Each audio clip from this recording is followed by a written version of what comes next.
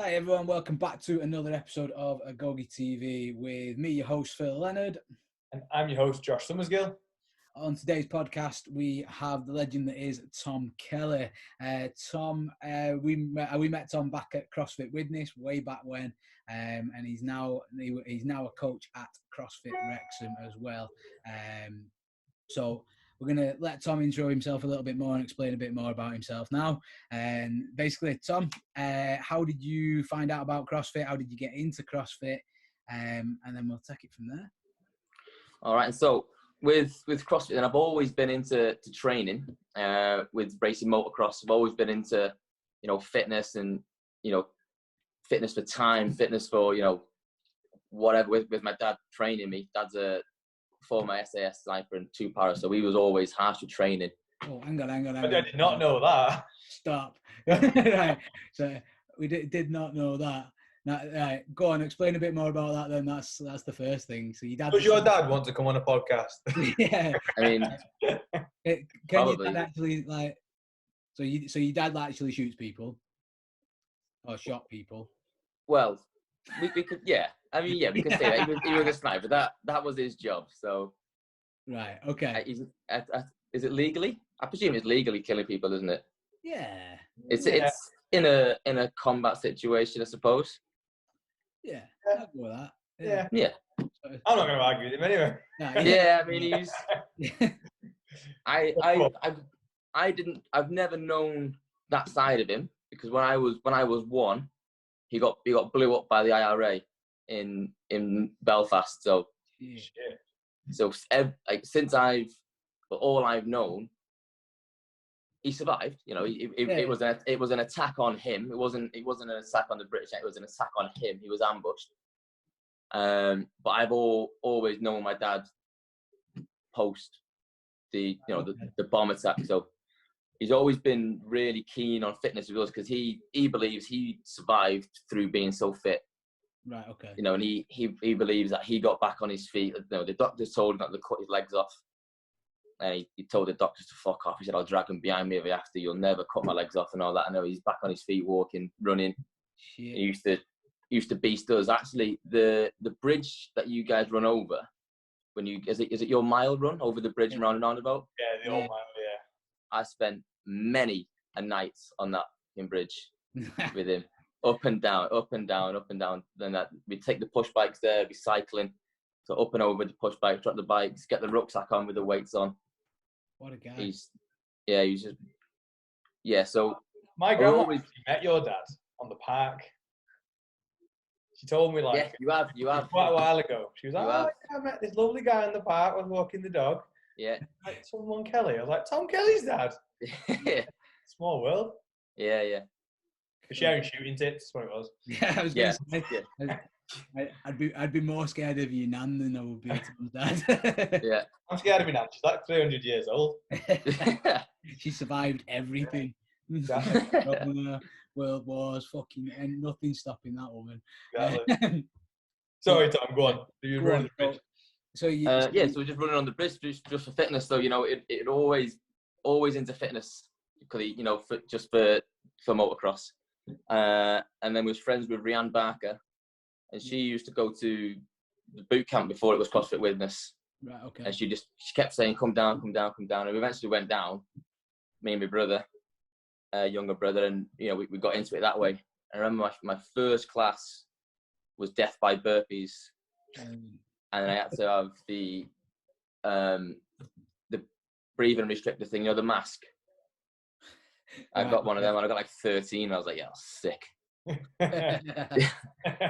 But sometimes I look back on it, and I was like, what the hell was I thinking? Like, big baggy t-shirts on, just shit cargo shorts, just like old, stupid, not even gym stuff, rubbish stuff. Old school CrossFit, that's what that is. Yeah.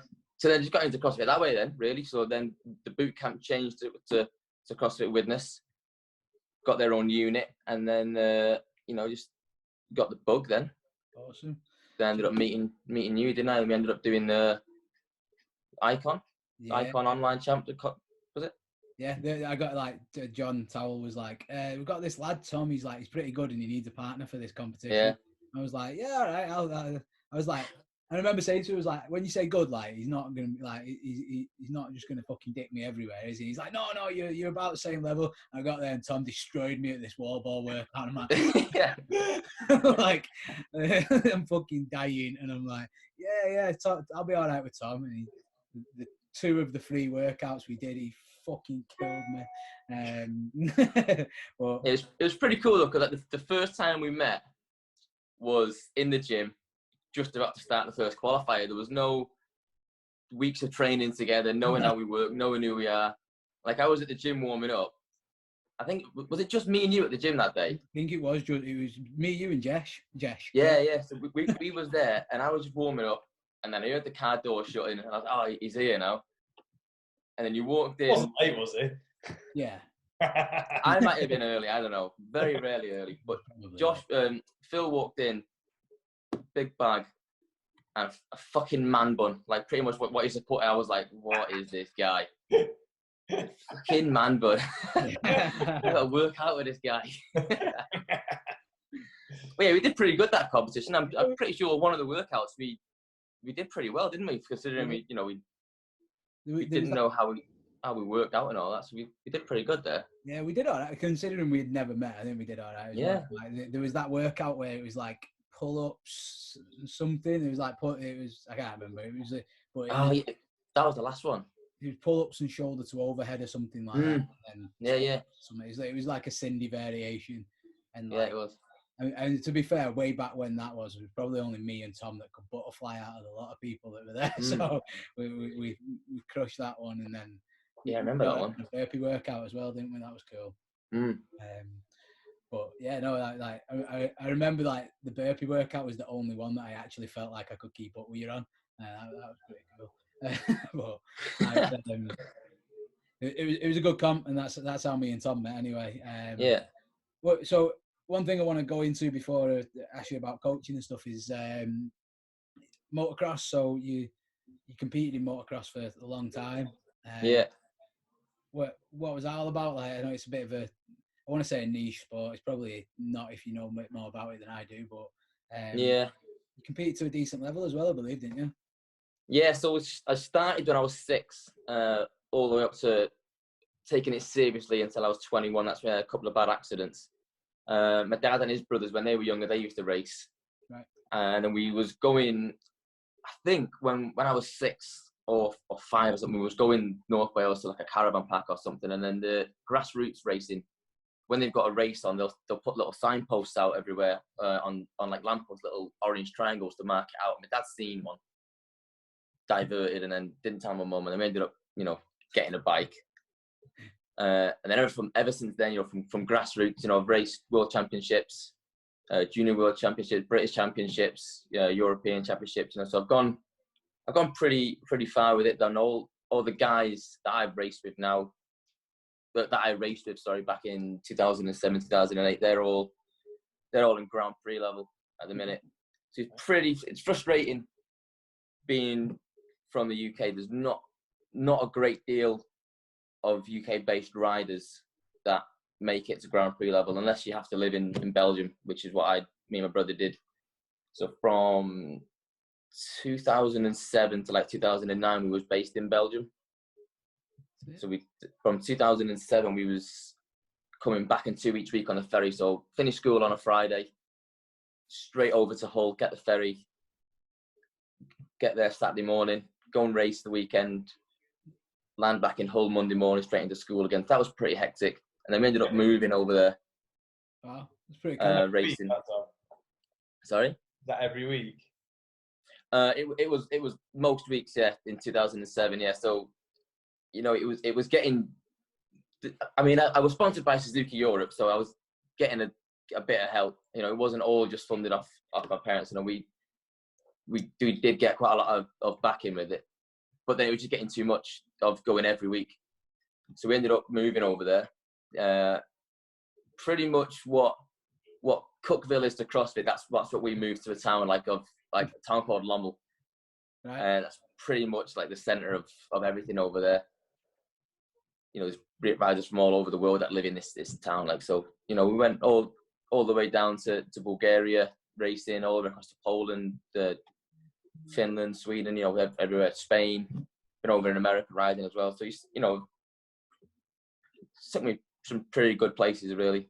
Pretty cool. I like it. So what, like, might be a hard question to answer, but what's like your biggest achievement from motocross then? What would you say was your favorite, your best moment as such?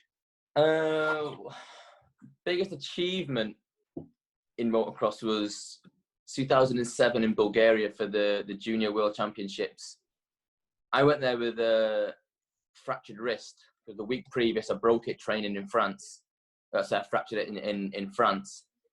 But as a collective team, Great Britain won it.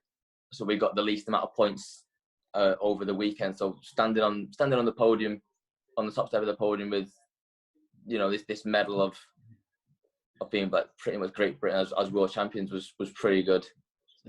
But then as an individual one for me was 2010. I won all 5 races of a British Championship down in Cambridge on a sand quarry. So it was like the hottest weekend of the year. I remember it, and I've not been in the UK long, and then I won. Like it was sand. I'm my best terrain to ride on is sand. You know, I'm a bit of a sand rider. It's just tougher.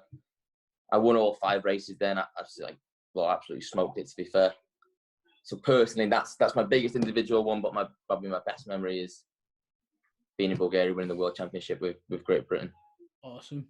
And you said you had a couple of serious injuries that sort of like put you back. What was the crack with those, if you don't mind talking about them?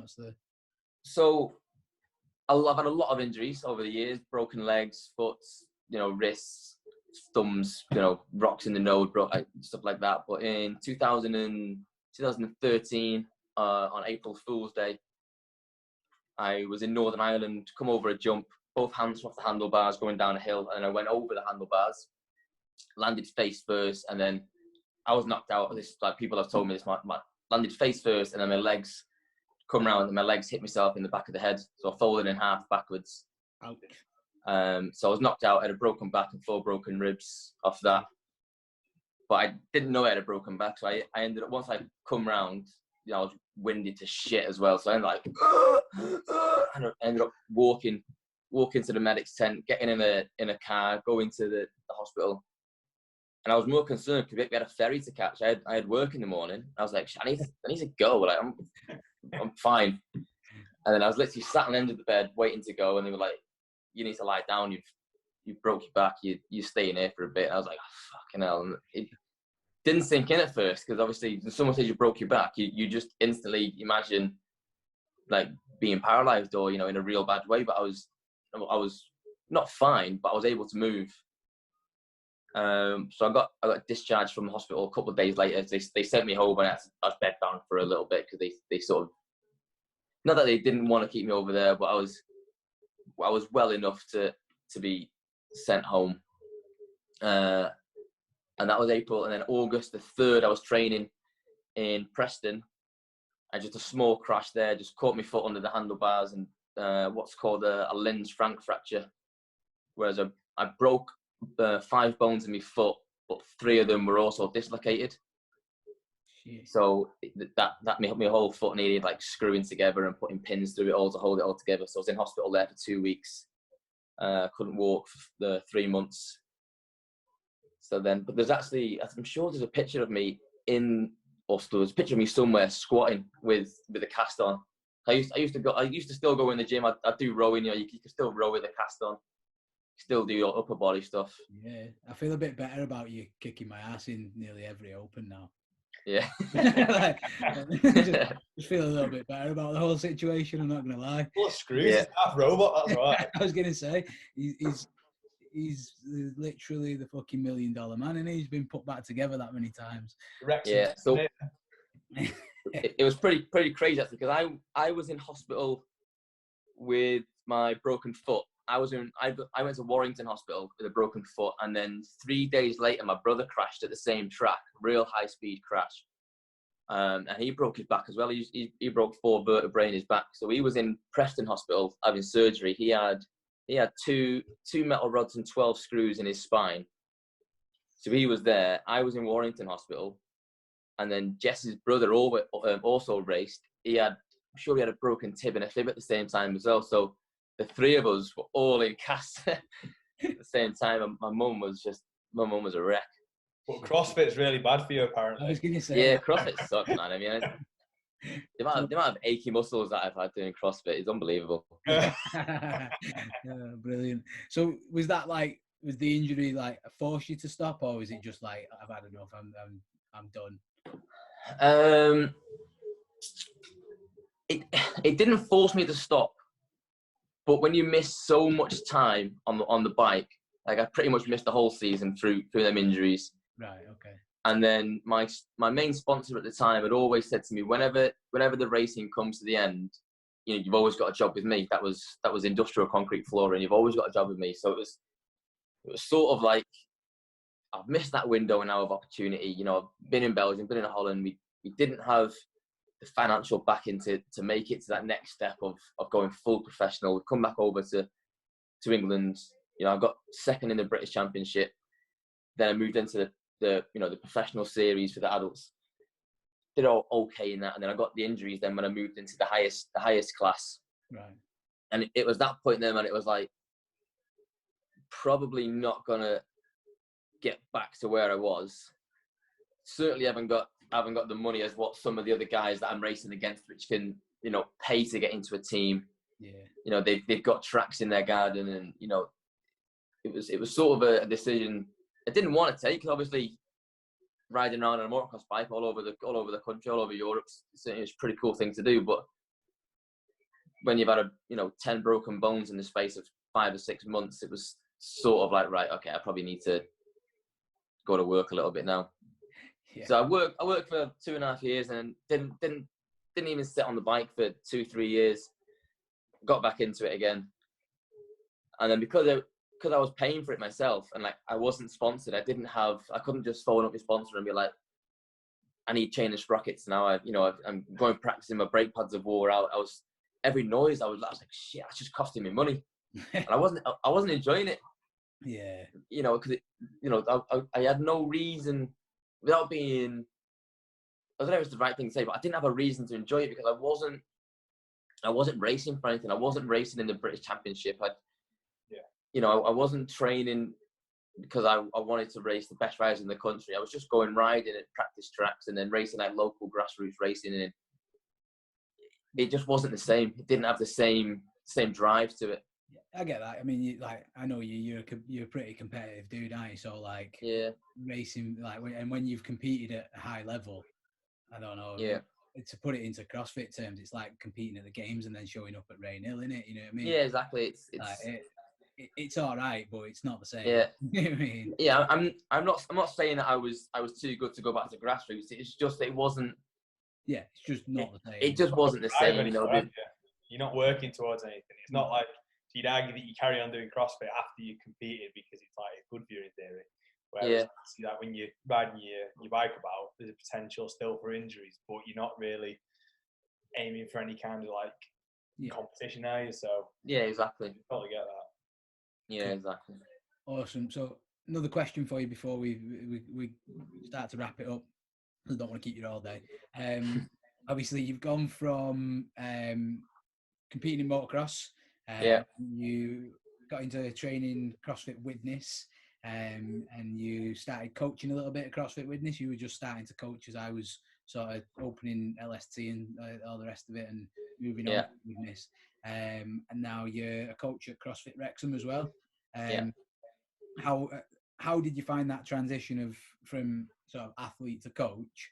And then how do you find, like, what's the differences that you find the main ones between sort of Widnes and Wrexham? And obviously we're talking Widnes when it was under its old management as well. So you say what Yeah. So when I was at Widnes, I'd always help people with, they'd ask, because how can you handstand walk double under, this, that, and the other. I'd always help them, but it was never in a coaching capacity. It was just giving them tips. It was just talking. And then the owner of Witness said, do you want to do your level 1? So I did the level 1, and I just got thrown straight into coaching. I had there was no, here's what we do. This is what we're looking for. This is what you want to be. It was just, go and coach that. And it's sort of like, shit, like, now that I've got 20 people looking at me, trying to explain the workout, and they're asking me questions about scaling. It was sort of like, what the okay, now what is this? So I just got thrown right in the bus with it. But then when I went to Wrexham, you know, there was a structure in place. We hold the CDP every year as well. I think you guys do as well, don't you? The coach development program. Yeah. We hold that every year, and you know, we have coaches meetings quite often, just so we're all on the same page. So we're all coaching the same thing. We're all giving the same cues. We're all looking at the same thing. So there's more structure to it. But I quite enjoy it, actually. It's nice to see when you're helping somebody and they listen and they do something right. That's when it's good to see. Yeah. When you're helping people and they're just fucking looking through you, you're sort of like, come on, man, like I'm helping you here. Like I'm giving up my time for. I mean, I bet you guys get it all the time, but it's sort of like just please listen, just try what I'm saying to you. It's like, this is for you. You know Yeah. I mean? Like I could be training now, but I'm trying to coach you to get you better. Yeah, definitely. And it's like we do get it as well. Like, yeah, potentially a little bit different for us because obviously we do it every day. Do you know what I mean? And obviously it's not your full-time gig. You've got a full-time job that you hold down as well as coaching. Yeah. But like you still do get those moments where you're like, and like it's so hard. Certain people are just hard to connect with. And to be fair, it's probably what does really well with me and Josh and the different coaches that we have, because every coach will, like, you might find that person that you can't sort of get across to, one of the other coaches has got like a great relationship with, and they listen to every word they say. Yeah. So yeah, and that can be frustrating in itself because you're like, what am I doing wrong? But well, yeah, like at first, and I took it. I was like taking it really personal. I was like, did you just not like me or something? Like, why aren't they listening? But then I was like, not everyone is as interested as CrossFit as I am, as that person is. Like, some people just go to the gym just to work out. Some people just aren't interested in doing double unders. That if they get out of breath and sweaty, then that's fine. And if they want to do 100 single unders, then that's fine. That's sort of over the years, that's sort of what I've learned and took into as well. Like, not everybody is at CrossFit to be awesome at CrossFit. Yeah, they're just happy that they're going there and just doing some fitness and getting a sweat on. Yeah, it's hard though, isn't it, as a coach? Yeah, you want to see them do as well as they physically can.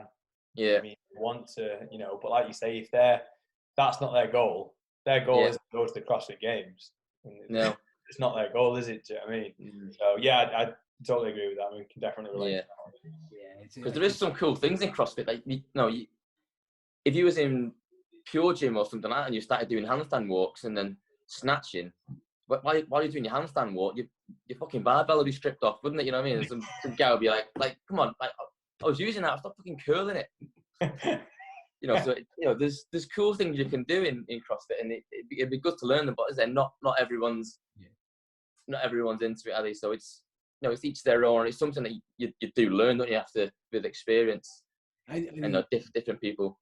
It's something every coach needs to come to terms with, I think. Like, yeah. Most coaches get into coaching because they love it and they love CrossFit and they love or maybe they just love coaching, whatever that might be. So they want to get people better, and everyone needs to and they have to just have that moment where they go, you know what, like, this person doesn't necessarily, getting better to this person is just them showing up to the gym. Yeah, exactly. You know what I mean? Like, everyone has a different concept of what getting better is. And I think, like, again, eventually good coaching will bring people around and they'll start to go, all right, yeah, so he was talking sense there. You know what I mean? Like, I know me and Josh have had that relationship for about 7 years now, where I say to him, hey, this is really good. And he goes straight in one ear and out the other. So Josh prepared me for coaching, basically. Because I'll say, you're back from day one, what can I say? Hey, Josh, probably try this. And he goes, yeah, all right, and doesn't really listen to a fucking word I say.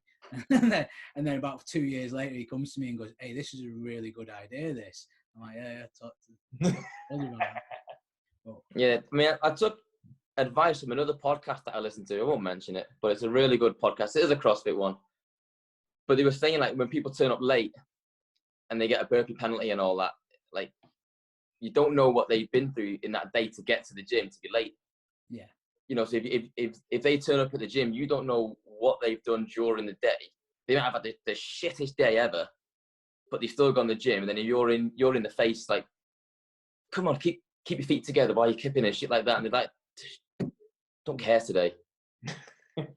So you got to really read it as well. So you don't know what people are going through as well, which is another thing. Like, not everyone goes to the gym. Had a nice easy day, like stress free. So, yeah, it's just learning, isn't it, over time? I listen to Jason Khalipa's podcast, and he talks about that a lot. Like, yeah, where like we've not. I don't think we've done burpee penalties forever. Do you know what I mean? And we probably, I think I've given them out like once. Yeah.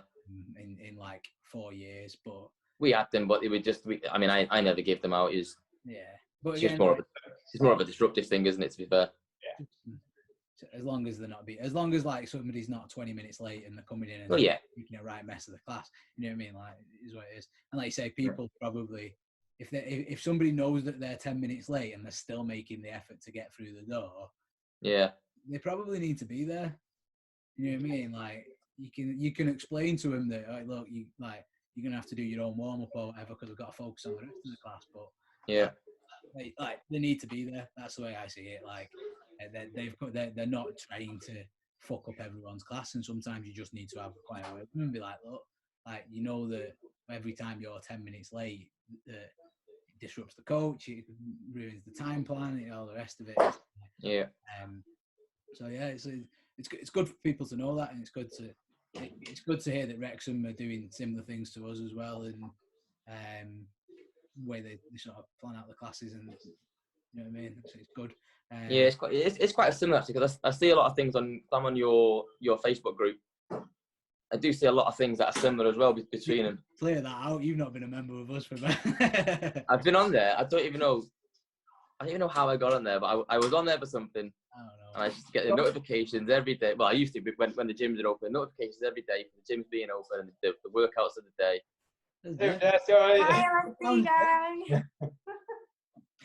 Staged, yeah, definitely. So yeah, so I get notifications, blah. I've lost where I was now. I'm totally put off. So you're just saying that obviously you see what's going on in our group as well as the it's very similar. With the CDP and and bringing athletes through as coaches as well. It's it's similar things and just laid back. Good. It's good. Like, good to hear. So we've got some fun questions to finish with. Just got 3 questions. We'll keep them nice and easy for you. First one is a book or a film recommendation for everyone and anyone. Well, I've already told Josh this. Don't give me no book questions. Well, what's the film then? Film. It's quite hard to say, really, because I've not really seen any new films at the minute. Because they're not really going out, is it? No, there's not much going on. I recommend. It's not a film, but they've got into Stranger Things. Like they finished Stranger Things. That's not a film, is it? No, that's to watch. The recommendation. I got to the 3rd series of that, and then sort of just stopped. I don't know why. Is that the one with all the weird monsters and shit in it? Yeah. Is it the one with the kids being weird and shit? Yeah. Well, I watched it a while back. I watched episode 1 a while back. I was like, what is this? Yeah. But then during lockdown, I was like, okay, let's give this a watch, because there's 3 series. There's about 8 episodes, so it's not a crazy watch. It's not like Breaking Bad or something. But I got right into it. It's pretty good. Yeah. No, yeah. I like I say, I watched 1st and 2nd series, and it is good. Yeah. Like I said, just never got started on the 3rd series again for some reason. Yeah. I mean, I used to be right into films, but I've just gone off them really. Too busy CrossFitting, lad. That's what it is. Probably because I don't pay for movies on Sky. That's probably why. So next question. If you could learn from anyone that you like for 24 hours and just absorb as much knowledge or skills or whatever it is from them, who would it be? So it can be absolutely anyone, dead or alive, and you got 24 hours, and you can get whatever you can out of them.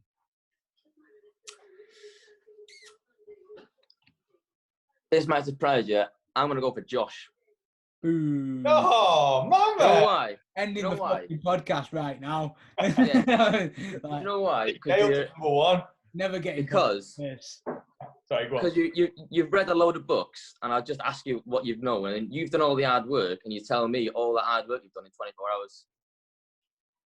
Like it? So, you know. I thought you were going to be a bit nicer than that, but I just feel like used now, like, you know. Yeah, I mean, it is pretty much using you, but, you know, you spent a long time reading books, learning how to be pretty good at gymnastics, and learn a lot of weightlifting, so. I'm disappointed because I tell him what books to fucking read. Yeah. All right, I'll vote for you then. Pick me first. Yeah. Pick me. So, next one, what's your favourite swear word?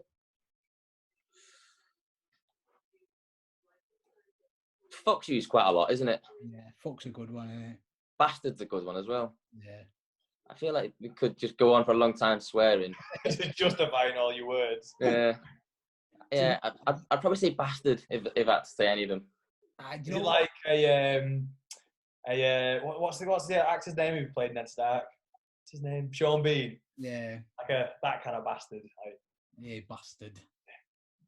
Yeah. Yeah, it goes with a lot of things, doesn't it? Yeah. It does go with quite a lot of insults. You know what I like at the minute? I was driving to pick up some dog food the other day, and there's somebody cut me off, and I was like, prick, and I was like, oh, I've not used that. Yeah. Like, it's a good one. That made me feel really good about myself. It's like prick. It's just. Yeah, like if you're really, really like fucking prick, like really get into the R. Roll your R. Yeah. I feel like it's a proper stab. It's not. You know what I mean? There's nothing long-winded about it. Prick. Done. Yeah, you're just straight to the point. Right. Awesome. So thanks very much for joining us today, Tom. That was brilliant. If people want to find you, Facebook, Instagram, where do they find you? Where are you most contactable? I'm not really active on Facebook. So I've got Facebook, but more Instagram really. Tom Kelly 271. Cool. Okay. I'll get that. 271 was my racing number. Right. Okay. Nice. Did wonder. Just if anyone was wondering what the number was. It's better than it. My missus is 521. I'm like, why? And she was like, because that's what I had at school. Like that was a code at the end of her email or something at school. I'm like, sick. I'm like, yeah, well done. Your friends can find you, you see. Yeah. Yeah. Okay, cool, awesome. Thank you very much for that, Tom. That was, I think, you surprised me actually. Not with the, you got to come out considering you were a bit nervous before we started, being like, oh, what am I going to have to say? I think you got some fucking cool stories there, lad. Yeah, cheers. Totally agree. If you enjoyed this, if people enjoy this podcast, then obviously feel free to check out some of our previous podcasts. You'll definitely enjoy the ones with Matt Pilling and Adam Travis. They're some of our most popular podcasts at the moment, so check them out. I think they're episodes 4 and 13. And if you enjoyed the podcast, again, please like, subscribe, share, review. The more these get out there, the more that we get to do them and share some knowledge with people. So again, thanks very much for everyone for today. Cheers, guys. Peace.